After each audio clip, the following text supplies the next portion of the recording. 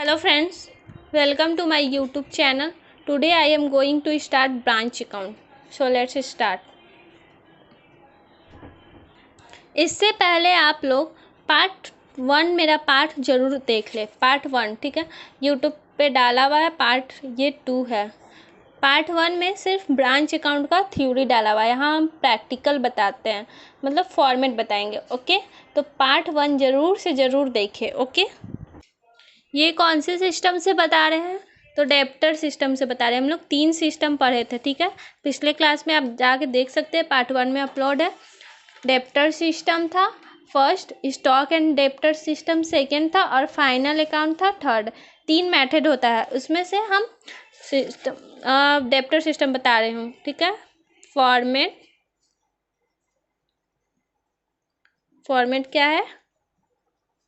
Debtors system,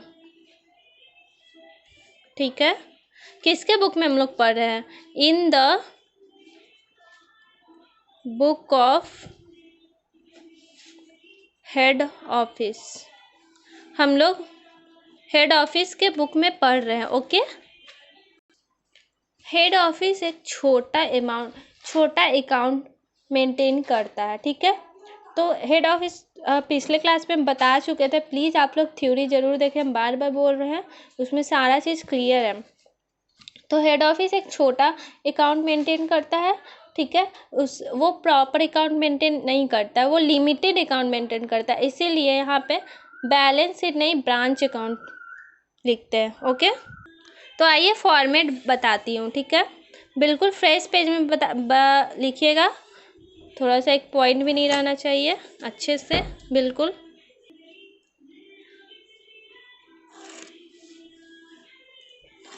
exam में ये format पे ही मार्क्स आपको 2-3 मार्क्स मिलता है। बिल्कुल अच्छे से फॉर्मेट बनाइएगा। बचपन से हम लोग पढ़ चुके हैं। यहाँ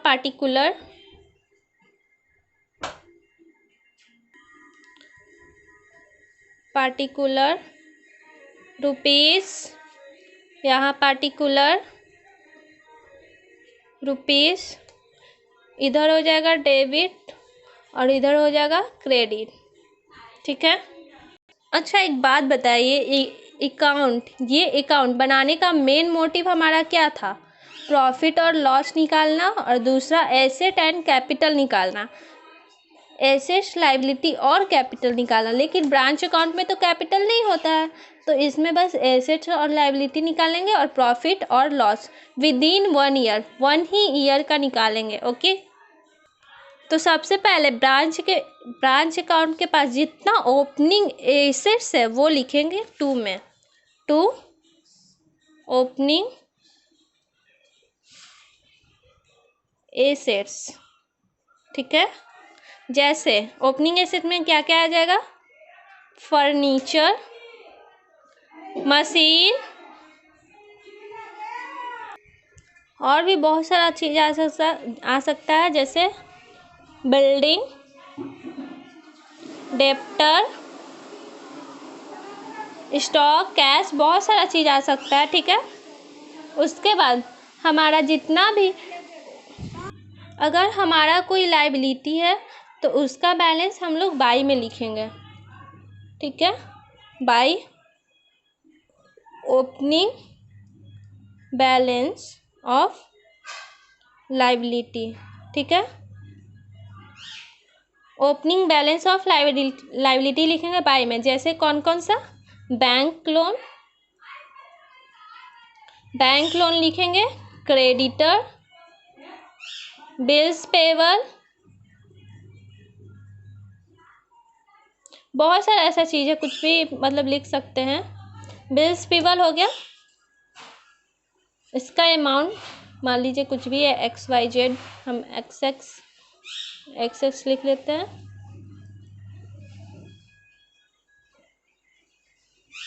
ओके गाइस, यहाँ तक कोई? नेक्स्ट आते हैं। अगर ईयर के लास्ट में कोई भी लायबिलिटी बचा होगा तो यहाँ बाई 2 में लिखेंगे। बीच में बिल्कुल जगह छोड़ते हुए सबसे लास्ट में आएंगे, और 2 क्लोजिंग बैलेंस ऑफ लाइबिलिटी, ठीक है। और यहाँ पे बाय में लिखेंगे by closing balance of assets, okay.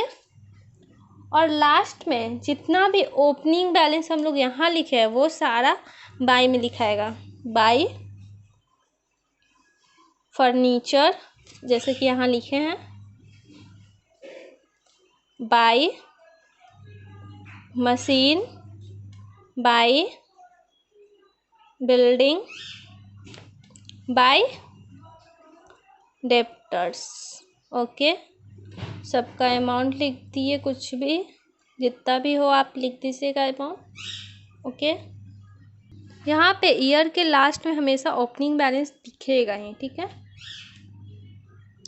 जो हमारा बैलेंस शीट बनाने का पर्पस था वो पूरा हो गया, ठीक है। बैलेंस शीट हम लोग का बना लिए। अब हमारा क्या एक और मोटिव था, प्रॉफिट एंड लॉस निकालने का। तो प्रॉफिट और लॉस कैसे निकलेगा, बस तीन अमाउंट और जोड़ेंगे तो प्रॉफिट और लॉस हम लोग का निकल जाएगा। तो कौन कौन सा अमाउंट ये बताती हूँ, ब्लैक पेन से बताती हूँ क्योंकि आप लोग को थोड़ा पता चले।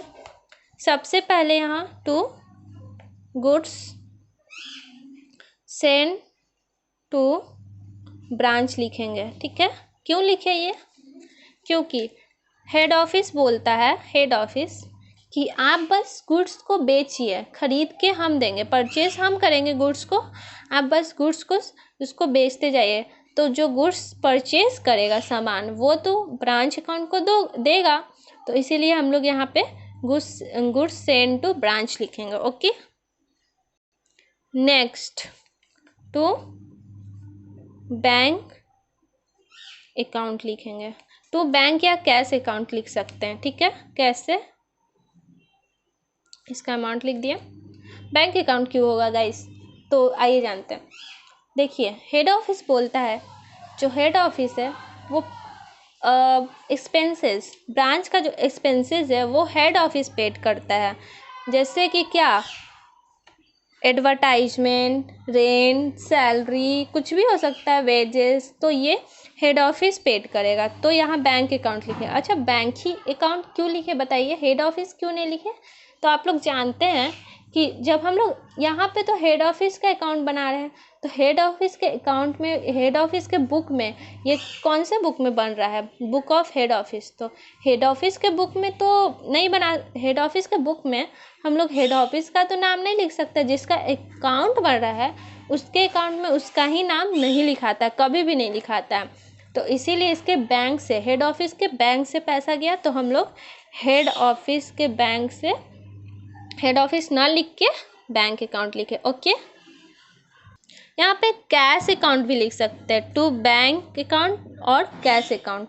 नेक्स्ट है बाय में लिखेंगे रिमिटेंस अकाउंट। अच्छा रिमिटेंस मतलब क्या होता है, रिमिटेंसेस अकाउंट। रिमिटेंस का मतलब ये है कि ब्रांच के पास, जो ब्रांच जैसे कि कुछ भी सेल किया, ठीक है, 1 ईयर में, विद इन 1 ईयर अगर ब्रांच सेल करता है तो वो पैसा आएगा, प्रॉफिट आएगा, वो पैसा ब्रांच तो खुद नहीं रखेगा, तो वो हेड ऑफिस को देगा, ओके।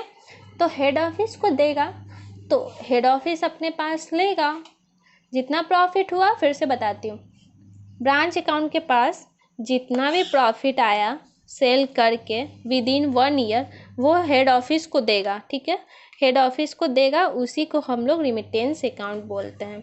अब रिमिटेंस अकाउंट 2 तरह का होता है, कौन कौन सा, देखिए हम लोग के पास 2 कस्टमर होते हैं, एक जो है क्रेडिटर पे लेते हैं और एक कैश से लेते हैं, वो तुरंत पैसा देते हैं, एक है कि बाद में देते हैं। तो यहाँ 2 लिखेंगे बाय में, कैश अकाउंट, और एक हो जाएगा जो क्रेडिट से लेते हैं, जो पैसा अभी नहीं देते हैं, बाद में देते हैं, कलेक्शन फ्रॉम डेप्टर लिखेंगे, ठीक है। दोनों का अकाउंट लिख दिया, ओके।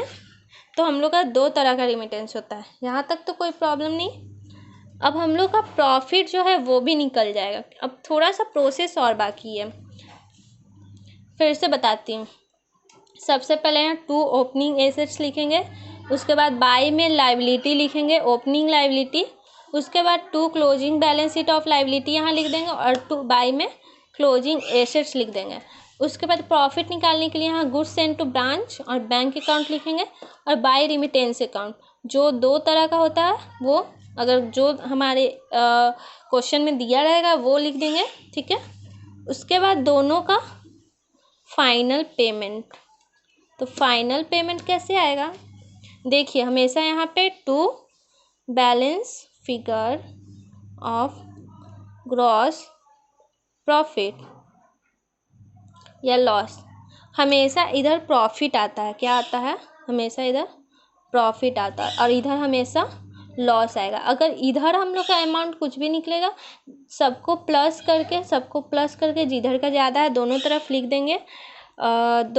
देंगे और फिर इधर जो अमाउंट माइनस करने पे निकलेगा जितना कम है वहाँ ये लिखेंगे। अगर इधर निकला तो प्रॉफिट हो जाएगा और अगर इधर निकला तो लॉस होगा। जैसे कि मान लीजिए हम एग्जांपल देते हैं, ये सबको प्लस करके इधर 10,000 आया, ठीक है। दोनों तरफ 10,000 आ जाएगा,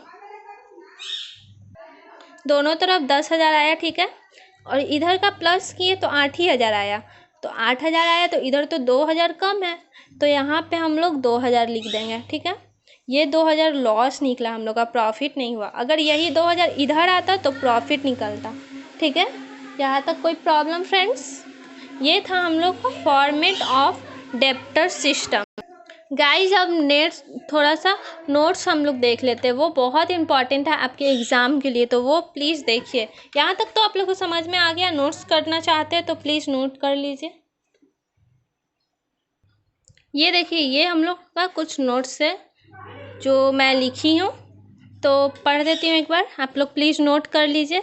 credit sales are not show in branch account. Credit sales है जो वो ब्रांच अकाउंट में शो नहीं करता है। क्यों?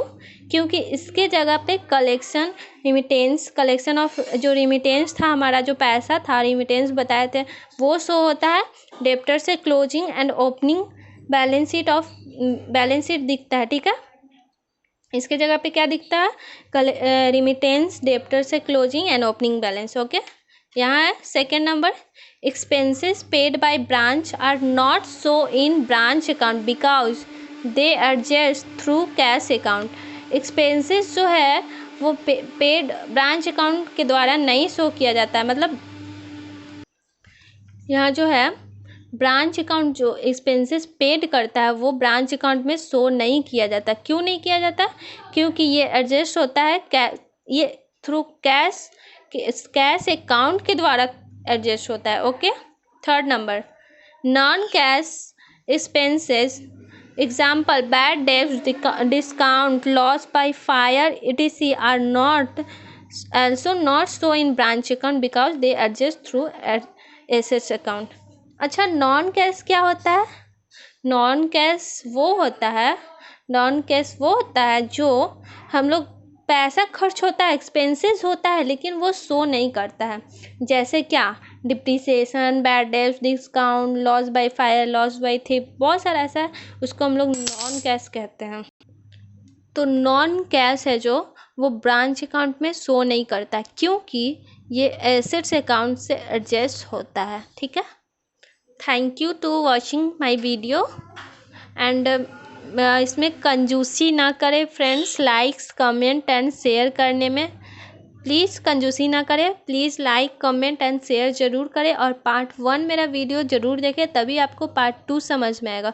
और ये नोट्स है, आप लोग लिखना चाहते हैं तो लिख लीजिए, बहुत अच्छा नोट्स है, एग्ज़ाम में काम आएगा। और ये चैप्टर भी बहुत इंपॉर्टेंट है, ये एग्ज़ाम में ज़रूर आएगा। तो thank you all of you watching my video, thank you so much. Please आप लोग लाइक शेयर एंड कमेंट ज़रूर करें, अगर कुछ ना समझ में आए तो भी कमेंट करें। और ये मेरा सेकंड वीडियो था तो कुछ गलती हुआ तो इसके लिए थैंक यू। सब्सक्राइब भी ज़रूर करें। Thank you to all of you.